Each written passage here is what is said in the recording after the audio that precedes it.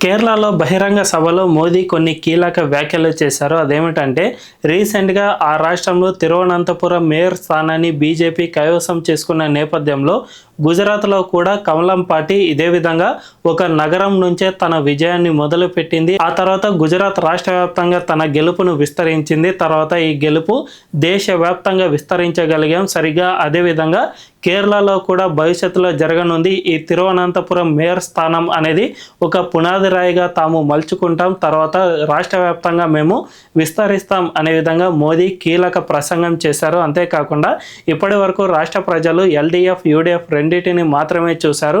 ఈ రెండు కూడా రాష్ట్రాన్ని పూర్తిగా భ్రష్టు పట్టించాయి. తాము గనుక అధికారంలోకి వస్తే ఖచ్చితంగా సుపరిపాలన అభివృద్ధి అంటే ఏమిటో చేసి చూపిస్తామని మోదీ కీలక ప్రసంగం చేశారు. మరి భవిష్యత్తులో రాష్ట్రంలో బీజేపీ అధికారంలోకి వస్తుందా రాదా అనే విషయంపై మీ అభిప్రాయం ఏంటో కామెంట్ల రూపంలో తెలియజేయండి.